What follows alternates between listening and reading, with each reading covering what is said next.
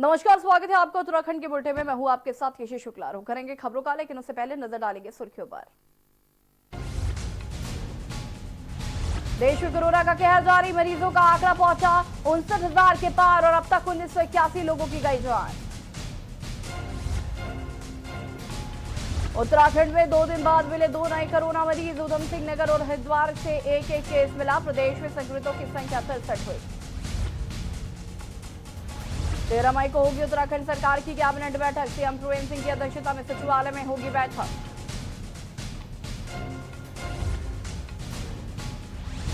Uttarakhand police ने CM राहत कोष में दी 3 करोड़ की सहायता राशि। पुलिस और कर्मचारियों और अधिकारियों के वेतन से इकट्ठा हुआ पैसा। प्रदेश में पेट्रोल डीजल के बड़े दाम पर राजनीति तेज। कांग्रेस प्रदेश अध्यक्ष ने साधा सरकार पर निशाना, कहा कीमत बढ़ाने का सरकार का गलत निर्णय। तुर्की में मामले विवाद में 2 पक्षों के बीच टकराव, मारपीट और पथराव में कई लोग घायल। बिगड़ते मामले को देखते हुए गांव में तैनात पुलिस वाले। आप देख रहे हैं के न्यूज, खबरों का सारथी। और अब रुक करेंगे खबरों का, जहां एक और पूरे देश में लॉकडाउन की स्थिति बनी हुई है। अगर उत्तराखंड की बात करें तो जिसका असर सीधा चारधाम यात्रा पर पड़ता नजर आ रहा है। वहीं कांग्रेस के प्रदेश अध्यक्ष प्रीतम सिंह ने कहा है कि हम लगातार राज्य सरकार से मांग करते आ रहे हैं कि चारधाम यात्रा की ओर ध्यान दिया जाए और वर्तमान में चारधाम यात्रा सही से संचालित नहीं हो पा रही है। वहीं यात्रा संचालित न होने की वजह से इस पर निर्भर लोगों का रोजगार तबाह हो चुका है। टैक्सी चालकों के सामने भी समस्या खड़ी हुई है। सरकार इस पर कोई फैसला नहीं लिया है। सरकार को चाहिए कि इनकी ओर ध्यान दे और इनका टैक्स इंश्योरेंस माफ करें।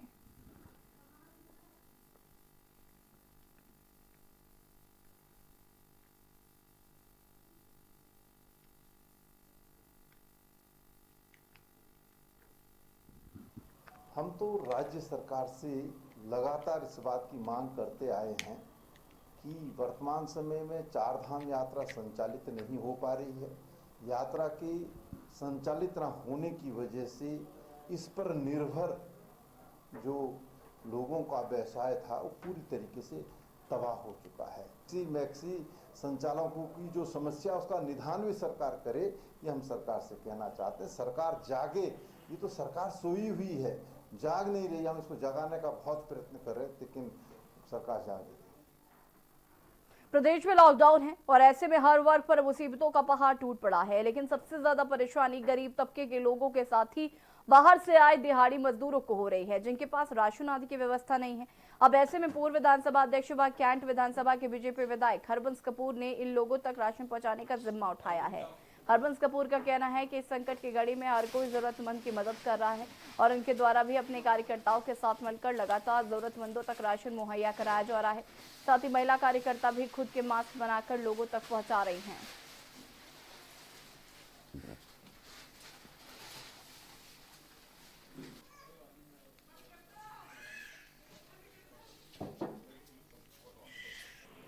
ये सामग्री आप जो देख रहे हैं, ये निरंतर जब से लॉकडाउन हुआ है निरंतर कार्य चल रहा है और ये प्रयास किया जा रहा है कि जो लोग जिनके पास कोई आधार नहीं है, जिनके पास कोई साधन नहीं है, उन तक ये सामग्री पहुंचाई जाए।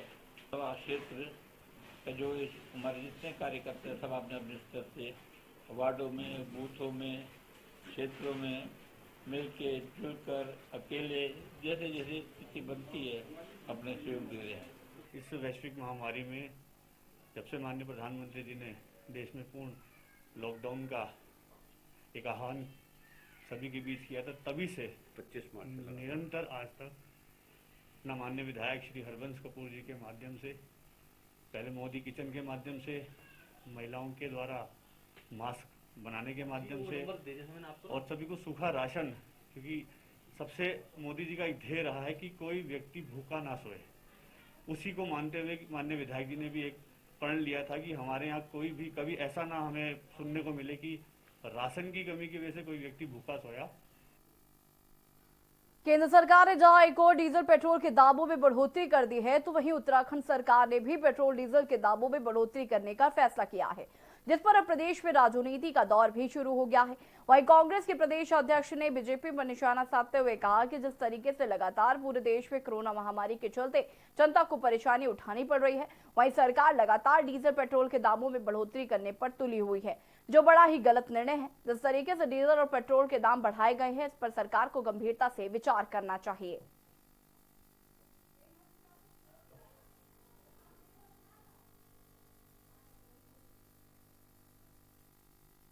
नहीं, देखिए, कोरोना की इस महामारी में सरकार ने शराब के दाम बढ़ाए हैं तो मैं समझता हूँ ठीक है, उचित कदम है।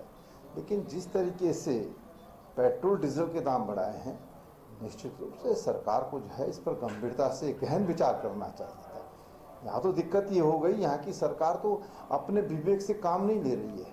जो पूरे देश के अन्य सरकारें कर रही है या केंद्र सरकार जो कहती है उसी के अनुरूप करते हैं। राज्य सरकार को चाहिए था कि पेट्रोल डीजल में जो दाम बढ़ाए हैं उसको न बढ़ा करके शराब में बढ़ा देते ज़्यादा।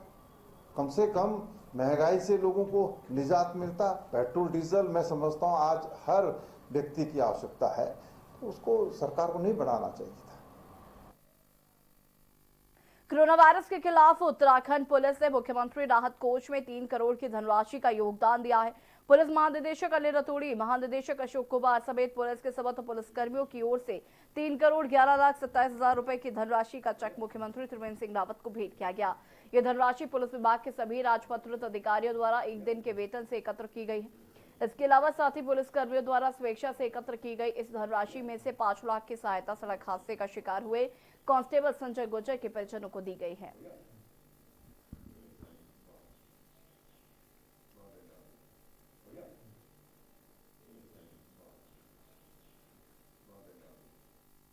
लॉकडाउन के चलते अपने घर से सैकड़ों मील दूर उत्तराखंड में फंसे लोगों को अब अपनों की याद सताने लगी है। जम्मू और बिहार से आए इन लोगों का अब धैर्य भी जवाब देने लगा है।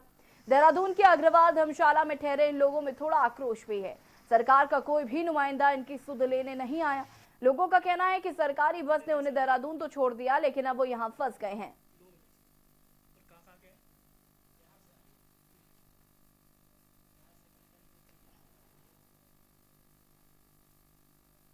अररिया जिला बिहार से हूँ और मैं स्वास्थ्यकर्मी भी हूँ। मेरा ड्यूटी भी छूट रहा। इस लॉकडाउन में मैं अपनी बहन के घर आई थी, बहन की बेटी था, उसी के यहाँ आए और परिवार है हम लोग साथ में। 13 आदमी हैं, छोटे छोटे बच्चे हैं। बच्चे रोज रोते हैं कि हमको घर जाना है, घर जाना है, लेकिन बिहार सरकार कुछ कर ही नहीं रही है। हम लोगों को ले जाने के लिए कम से कम कुछ तो सुविधा देना था। हर जगह से अभी यूपी वाले सब जा रहे हैं, सब कह रहे हैं क्या आपका बिहार गवर्नमेंट तो कुछ कर ही नहीं रही। उनसे कुछ मैं पापा को बहुत मिस कर रही हूँ और मेरा यहाँ बहुत दिन हो गया है। मेरा यहाँ 3 महीना हो गया। हम लोग सोचे थे, पहले दिल्ली आए थे। दिल्ली में मेरी दीदी थी तो उसका गृह प्रवेश में आए थे, उसका न्यू घर बना था और हम लोग सोचे थे कि हरिद्वार भी घूम लें, लेकिन यहाँ जल्द से जल्द पहुँचे तो तुरंत लॉकडाउन हो गया। पहले तो जानते थे कि 1 दिन का लॉकडाउन है, फिर यहाँ पे आ गए थे तो लग गया लॉकडाउन। कुमार अग्रवाल सुपरवाइजर। यहाँ पर जो है बिहार, यूपी, पौड़ी गढ़वाल, उत्तरकाशी सब स्थानों के लोग हमारे ठहरे हुए और जो कि लगभग 30 तारीख से ठहरे हुए हैं। कुछ लोग 30 तारीख को आए थे, कुछ लोग उनके बाद आए थे, कुछ लोग चले भी गए। यहाँ पे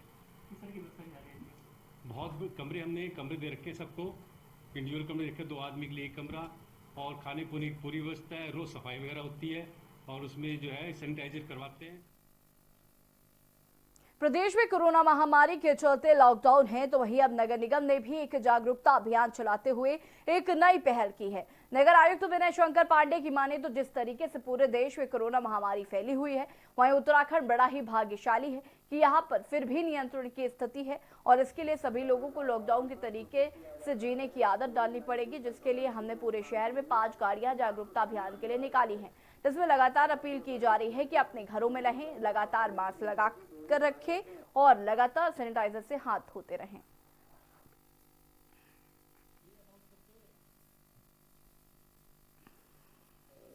जो महामारी के रूप में पूरे देश में व्याप्त है और हमारा उत्तराखंड इससे छूता नहीं था। हालांकि हम काफ़ी सौभाग्यशाली हैं कि यहाँ काफ़ी नियंत्रित स्थिति है, फिर भी हमको इसके साथ कुछ समय तक जीने की आदत डालनी पड़ेगी। इसीलिए आपके चैनल के माध्यम से भी सभी देहरादून वासियों से ये हमारी प्रार्थना है कि जो स्वास्थ्य मंत्रालय द्वारा समय समय पर गाइडलाइन जारी की गई है उसका अक्षरशः पालन करें। लॉकडाउन के दौरान जरूरतमंदों को पिथौरागढ़ में संकल्प प्रकाश टीम खासी मददगार साबित हो रही है। स्वर्गीय कैबिनेट मंत्री प्रकाश पंत की याद में बनाई गई इस टीम ने अब तक 10,000 से अधिक परिवारों को भोजन और अन्य जरूरी किट दिए हैं। टीम की अगुवाई कर रही स्वर्गीय मंत्री की पत्नी और विधायक चंद्रा पंत का कहना है कि वो आगे भी इस मुहिम को जारी रखेंगी।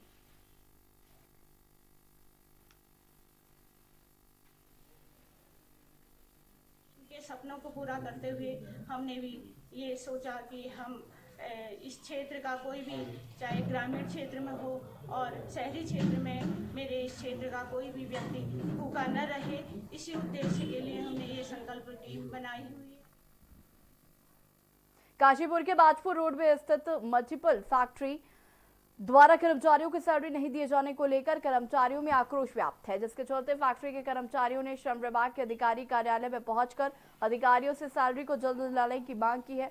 आपको बता दें कि जनवरी माह से कर्मचारियों को सैलरी नहीं दी गई थी और जिसको लेकर फैक्ट्री कर्मचारियों ने कई बार प्रबंधन से सैलरी की मांग की थी, लेकिन प्रबंधन द्वारा कर्मचारियों की तरफ कोई ध्यान नहीं दिया गया, जिससे कि फैक्ट्री कर्मचारियों के घर में रोजी रोटी का संकट गिरने लगा है। मामले का संज्ञान लेते हुए अधिकारी द्वारा तत्काल प्रभाव से फैक्ट्री प्रबंधन से संपर्क साधा गया और कर्मचारियों को जल्द ही सैलरी दिलवाने की बात कही गई।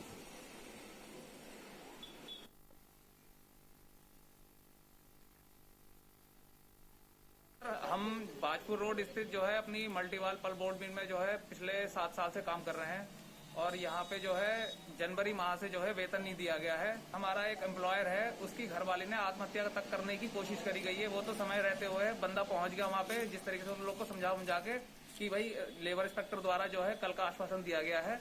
इस चक्कर में उन लोगों ने जो है अपने आप को कंट्रोल करा है और जो है कल इन्होंने बोला है लेबर इंस्पेक्टर ने कि कल आपको जो है जनवरी और फरवरी माह का जो है 2 महीने का वेतन दिया जाएगा।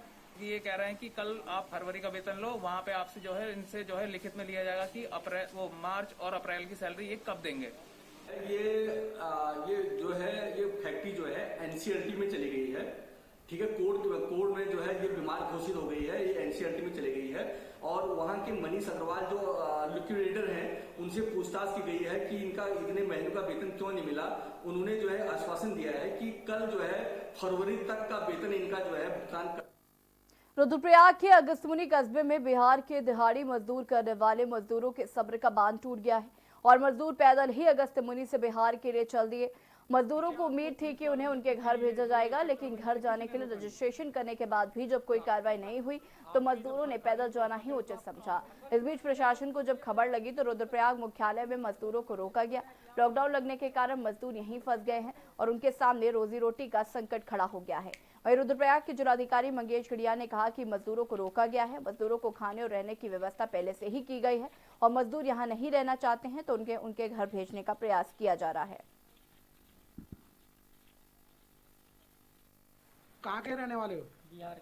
कितने दिन कहाँ रहते हो? अगस्त्यमुनि। क्या काम करते हो? पेंट के। कितने लोग हो टोटल? करीबन 130 होंगे। 130 लोग? सारे के सारे पैदल जा रहे हो? नहीं, प्रशासन ने आपको भोजन दिया है, वो दिया, आज आपकी जाने की व्यवस्था की है? ना, कुछ पूछा भी नहीं है, कहीं कुछ नहीं। इसमें देखिए अभी वर्तमान में बहुत सारे ऐसे फंसे हुए मजदूर हैं जो लोग अपने घर जाना चाह रहे हैं और इसमें हम लोगों ने जितने भी मजदूर रुद्रप्रयाग या अगस्त्यमुनि तक पहुंचे थे उनके लिए हमने कैंप की व्यवस्था की। अब क्योंकि भारत सरकार द्वारा इसमें छूट प्रदान कर दी गई है तो कई मजदूर इसमें पैदल भी निकलने की कोशिश कर रहे हैं। हम लोग उनकी स्टेट गवर्नमेंट से लगातार संपर्क में हैं। रेड क्रॉस सोसाइटी ने अपने स्थापना दिवस के मौके पर नैनीताल के बीडी पांडे अस्पताल में रक्तदान शिविर का आयोजन किया, जिसमें कई लोगों ने रक्तदान किया ताकि लॉकडाउन की अवधि में जरूरतमंद लोगों को खून मिल सके। रेड क्रॉस सोसाइटी ने अध्यक्ष में कहा कि कोविड-19 और लॉकडाउन के चलते रक्तदाताओं की संख्या में कमी के चलते हॉस्पिटल में खून की कमी को देखते हुए संस्था ने ब्लड डोनेशन किया। रेड क्रॉस सोसाइटी के अध्यक्ष ने बताया कि रेड क्रॉस के 100 वर्ष पूरे होने पर रक्तदान शिविर लगाया जा रहा है, जिससे कि जरूरतमंदों की मदद हो सके। हम लोग रेड क्रॉस का स्थापना दिवस बड़ी धूमधाम के साथ मनाते थे। बस इस वर्ष जो है कोविड-19 के कारण हम लोगों ने निर्णय लिया प्रदेश लेवल पर कि हम लोग रक्तदान करके इस रेड क्रॉस दिवस के स्थापना दिवस को मनाएंगे और काफ़ी रक्तदान रक्तदाताओं ने अपना रक्त का दान आज किया है और काफी लोगों ने एश्योरेंस दिया है, उनकी लिस्ट हमने तैयार कर ली। नैनीताल के बीडी पांडे स्थित जन औषधि केंद्र में 2017 से अब तक एक्सपायरी जेनरिक दवाइयों को निस्तारित किया गया। रेड क्रॉस संस्थान ने जन औषधि का निरीक्षण कर लगभग 150 किस्म की बीमारियों में प्रयोग की जाने वाली एक्सपायरी दवाइयों को स्टॉक से हटाकर उन्हें निष्पादित किया। रेड क्रॉस सोसाइटी के अध्यक्ष चंद्रशेखर रावत ने कहा कि जल्द ही नई जेनरिक दवाइयां मंगाई जाएगी ताकि लोगों को सस्ती और बेहतर दवाई मिल सके। वहीं जिला अस्पताल के वरिष्ठ फिजिशियन MS दुग्ताल का कहना है कि जेनरिक दवाइयों के साथ ही जिला अस्पताल में दवाइयां पर्याप्त मात्रा में उपलब्ध नहीं होने से यहां आ रहे मरीज बाजारों से महंगी दवाइयां लेने को मजबूर हो रहे हैं।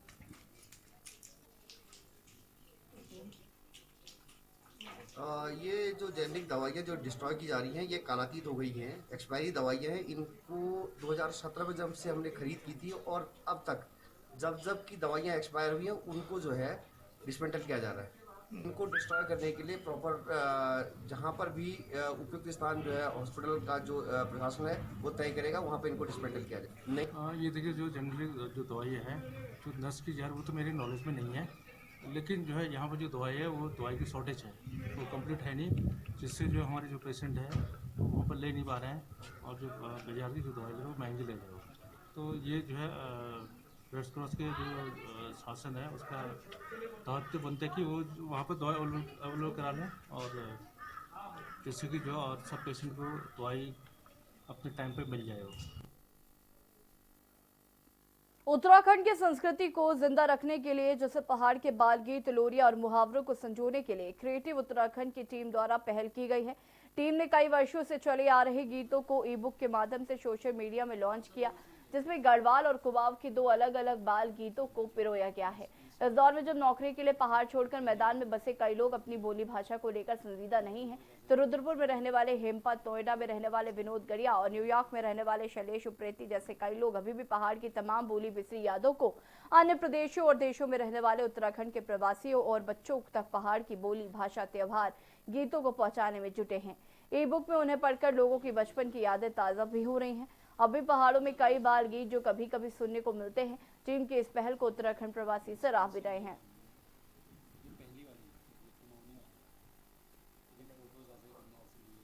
ये असल में ऐसा था कि हम लोग बोली भाषा के बारे में काफ़ी बातें करते हैं, लेकिन मुझे ऐसा लगता है कि बच्चों के लिए बहुत कम कंटेंट गढ़वाली और कुमाऊनी में अवेलेबल था। तो जैसे हम लोग, हमारे माताजी पिताजी या परिवार के लोग हमारे बचपन में लोरियाँ सुनाते थे या हम लोग खेलते हुए कुछ गीत गाते थे या फिर कुछ त्यौहार से रिलेटेड गीत होते थे, वो गीत हमारे दिमाग में तो अभी तक थे, लेकिन मुझे ऐसा लगा कि अगर उन्हें कहीं डॉक्यूमेंट कर दिया जाए तो वो हो सकता है कि अगली पीढ़ी तक भी आराम से पहुंचेंगे। और इसी उद्देश्य से मैंने इस ई बुक को बनाने का प्रयास किया कि कम से कम जो पुरानी चीज़ें चली हुई पीढ़ी दर पीढ़ी चली हुई आ रही थी वो कहीं डॉक्यूमेंट हो जाएं और जो नई जनरेशन है वो उन तक भी पहुँचे। और अब वक्त हो गया छोटे से ब्रेक का, चलो हाजिर होंगे।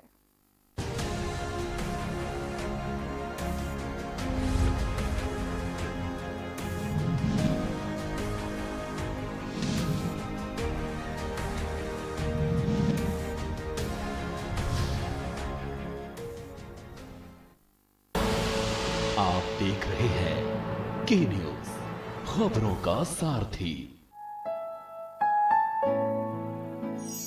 लबों पे उसके कभी बद्दुआ नहीं होती, बस एक माँ है जो मुझसे खफा नहीं होती। मेरी ख्वाहिश है कि मैं फिर से फरिश्ता हो जाऊं, माँ से इस तरह लिपट जाऊं कि बच्चा हो जाऊं। जब भी कश्ती मेरी सैलाब में आ जाती है, माँ दुआ करती हुई ख्वाब में आ जाती है। घेर लेने को जब भी बलाएं आ गईं, ढाल बनकर माँ की दुआएं आ गईं। माँ से जुड़ी यादों को और लॉकडाउन में माँ से जुड़े एहसासों जिन्हें आपने संजोया हो, हमें व्हाट्सएप नंबर 4400 पर शेयर करें। वीडियो 2 मिनट से ज्यादा ना हो। 10 मई को मदर्स डे पर देखिए सबसे प्यारी मां। आप देख रहे हैं के न्यूज, खबरों का सारथी।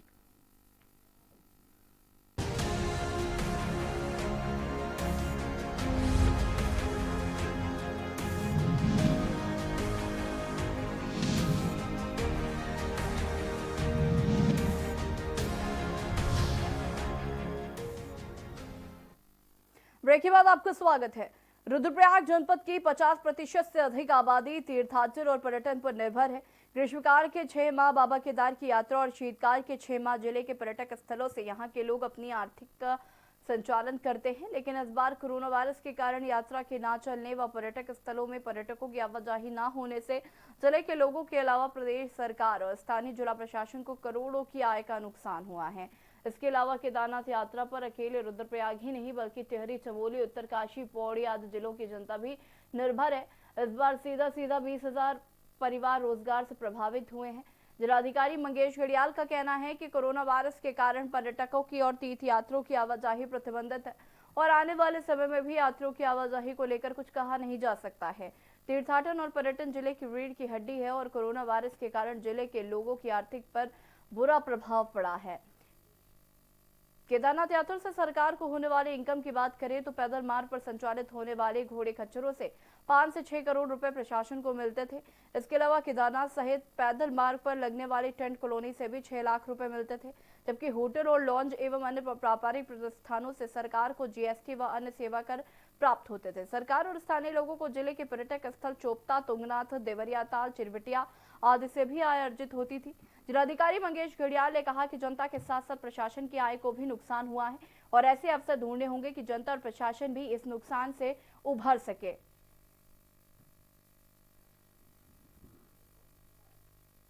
तो हमारी स्थानीय जनता में से 50% से अधिक आबादी ऐसी है जो केदारनाथ यात्रा या अन्य प्रकार का जो पर्यटन हमारे जनपद में चलता है उस पर निर्भर है।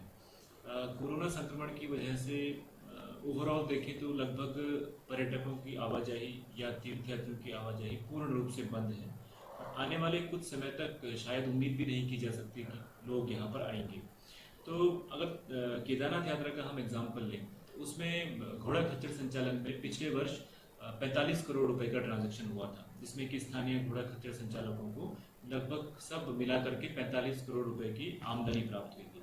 इसी के साथ साथ यहाँ पर होटल्स हैं, यहाँ पर जो स्थानीय आवागमन के लिए जो टैक्सीज हैं और भी जो साधन हैं, स्थानीय लोगों की जो स्थानीय उत्पादों की दुकानें हैं, स्थानीय पंडितों की जो पूजा अर्चना है और जो हमारे अन्य पर्यटक स्थल हैं जिसमें तुंगनाथ है, देवरियाताल है, कार्तिक स्वामी है, इन सभी में भी पर्यटकों की आवाजाही काफ़ी कम हो रही है। उत्तरकाशी क्षेत्र और यहाँ पे तीर्थाटन और पर्यटन का महत्वपूर्ण केंद्र है। गुप्तकाशी में बाबा केदारनाथ जी की आधार स्थल है, यहीं पे हमारा विश्वनाथ मंदिर है। अगर गत वर्षों की हम बात करें तो ये इस समय तक पूरा गुप्तकाशी क्षेत्र में हजारों की तादाद में तीर्थयात्री और श्रद्धालु आते थे, लेकिन अभी जैसे देख रहे हैं कि यहाँ पे ये लॉकडाउन के कारण जो है एक भी तीर्थयात्री और पर्यटक नहीं पहुंच पा रहे हैं। हमारी आर्थिक पर बहुत बड़ा प्रभाव पड़ा है। रुड़की के टोडा कल्याणपुर में आरपी कैंट के गेट पर रास्ता खोलने की मांग को लेकर धरना दे रहे ग्रामीणों पर सेना सीमा क्षेत्र के अंदर से पथराव किया गया। लोगों को हटाने के लिए पानी की बौछारें भी मारी गई। वहीं ग्रामीणों की ओर से भी सेना सीमा के अंदर पत्थर फेंके गए। पथराव में 4 महिलाएं समेत 6 ग्रामीणों को चोटें आई हैं। घायलों को 108 की मदद से उपचार के लिए भेजा गया है। आपको बता दें कि रुड़की के टोडा कल्याणपुर, नंदा कॉलोनी आदि क्षेत्रों के लोग सेना क्षेत्रों के रास्ते में से शहर में प्रवेश करते हैं और वहीं सेना की ओर से ग्रामीणों को यहां से आने जाने पर अक्सर पाबंदी लगाई जाती है। ग्रामीणों का रास्ते को लेकर लंबे समय से सेना के साथ विवाद चलता आ रहा है और वही मामले की जानकारी पाकर तहसीलदार कृष्णानंदन पंत, एसपी देहात स्वप्न किशोर सिंह, सीओ चंदन सिंह बिष्ट आदि अधिकारी मौके पर पहुंचे। अधिकारियों का कहना है कि दोनों पक्षों से वार्ता की जा रही है।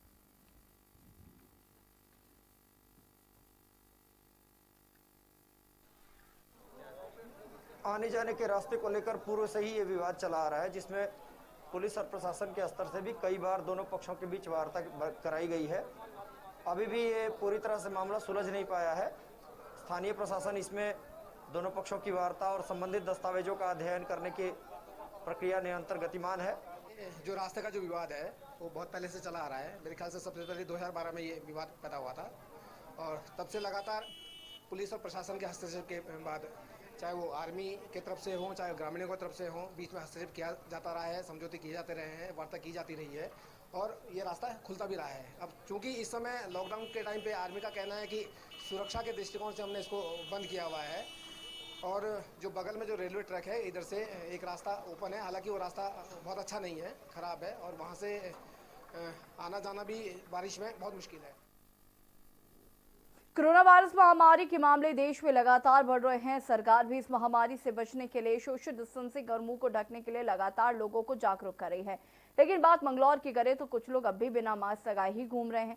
ऐसे लोगों को सबक सिखाने के लिए पुलिस ने कमर कस दी है। जहां दोपहिया वाहन चालकों के कागजों के साथ साथ अब बिना मास्क के आने वालों को लोगों को भी 250 रुपए का अतिरिक्त चालान किया जा रहा है। मंगलौर बस स्टैंड पर तैनात पुलिस बल इस काम को अंजाम दे रहे हैं।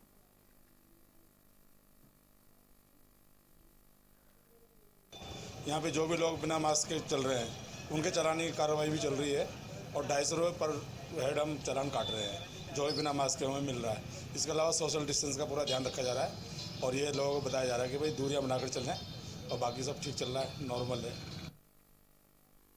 काशीपुर में बच्चों को आदेशों का ज्ञान देने के वाले विद्यालय आज खुद ही सरकार के आदेशों की अवहेलना करते हुए दिखाई दे रहे हैं। यही कारण है कि लॉकडाउन के समय में सरकार द्वारा विद्यालयों को बंद करने के आदेश दिए गए थे, लेकिन कुछ विद्यालय आदेशों को अनदेखा कर विद्यालय में अध्यापकों को बुलवाकर उनसे काम करवा रहे हैं, जिन्हें अधिकारियों की कार्रवाई का जरा भी भय नहीं है। जब विद्यालय के प्रधानाचार्य से अध्यापकों के आने का कारण पूछा गया तो उन्होंने बताया कि कुछ रजिस्टरों का कार्य अधूरा रह गया था, जिसे पूरा कराने के लिए अध्यापकों को बुलाया गया है। वहीं खंड शिक्षा अधिकारी ने बताया कि स्कूलों को बंद रखने के आदेश जारी हैं। यदि कोई विद्यालय आदेश का उल्लंघन करेगा तो उसके खिलाफ कार्रवाई अमल में लाई जाएगी।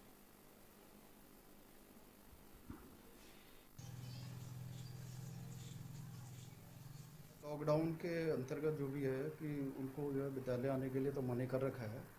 तो छुटपुट अर्जेंसी यदि काम की होती है तो उसमें से कम लोगों को वहाँ पे सोशल डिस्टेंसिंग का ध्यान रखते हुए जो है इसको मेंटेन करना है और बाकी अधिक जो टीचर हैं उनको आने की सख्त मनाही है विद्यालय में। ऐसे नहीं बुलाया गया, टीचर्स तो कुछ अपने रजिस्टर वगैरह के काम शेष पड़े थे, उस दिन से विद्यालय बंद था, उसको पूरा करने के लिए आ गए। लेकिन हाँ, मैं कुछ सरकारी आदेशों के अनुसार जो सूचनाएं मांगी गई हैं उन सूचनाओं के देने के निमित्त यहाँ विद्यालय में आया हूँ। उसके लिए कार्यालय खुला है। प्रांतीय स्तर पर भी कुछ संकुल स्तर की जानकारियाँ मुझे एकत्र करके और वो भेजनी थी, उसके लिए भी यहाँ मैं उपस्थित हुआ था।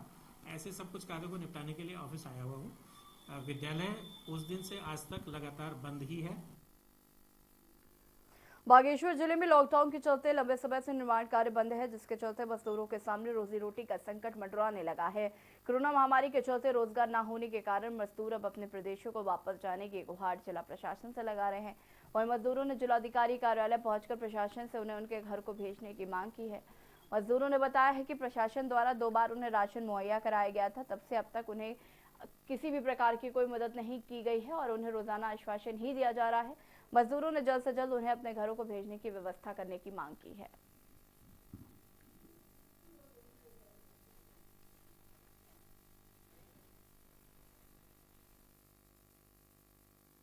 उधम सिंह नगर के किक्षा तहसील में कांग्रेसी कार्यकर्ताओं को प्रदर्शन करना महंगा पड़ गया। आपको बता दें कि लॉकडाउन के दौरान सैकड़ों वार्ड वासियों को इकट्ठा कर तहसील परिसर में प्रशासन के खिलाफ जबरदस्त नारेबाजी करते हुए सोशल डिस्टेंसिंग की धज्जियां उड़ाने के आरोप में कांग्रेस नगर अध्यक्ष अरुण तनेजा और कांग्रेसी नेता बंटी पपरेजा सहित 60 से 70 अन्य लोगों के खिलाफ मुकदमा दर्ज कराया गया है। इस दौरान उन्होंने राशन के वितरण में धांधली का आरोप लगाते हुए जमकर नारेबाजी की थी।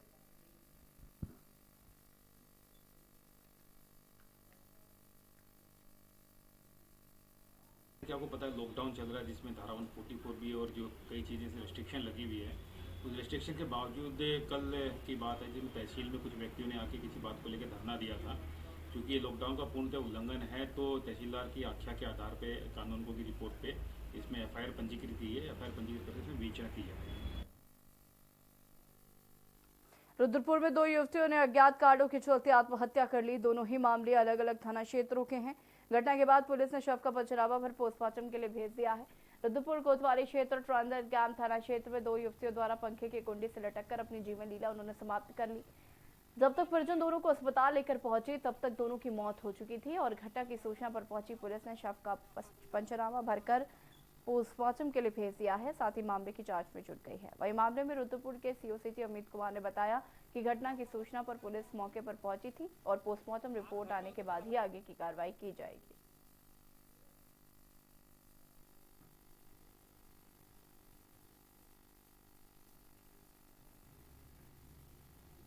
एक मामला ट्रांजिट कैंप थाना क्षेत्र से है, एक मामला रुद्रपुर कोतवाली से रिलेटेड है।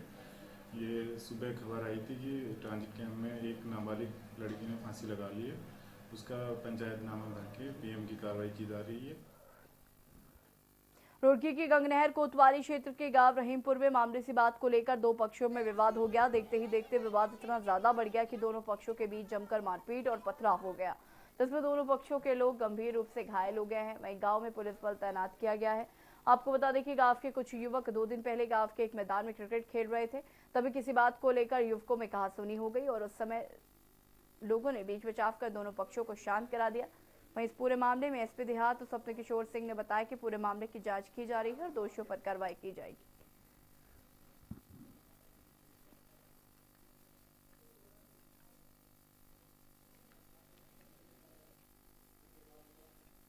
उत्तराखंड के बुलेटिन में फिलहाल इतना ही। देखते रहिए के न्यूज़ इंडिया। नमस्कार।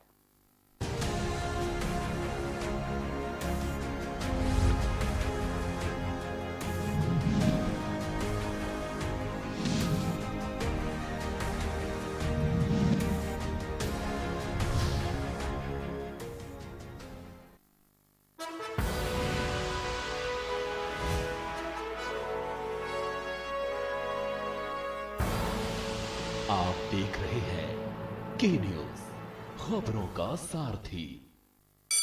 Mount Litera Z School, Unnao, #1 in academics, #1 in sports, best teachers, best result, smart classroom, best transport facility, world class infrastructure के साथ Mount Litera Z School, Unnao।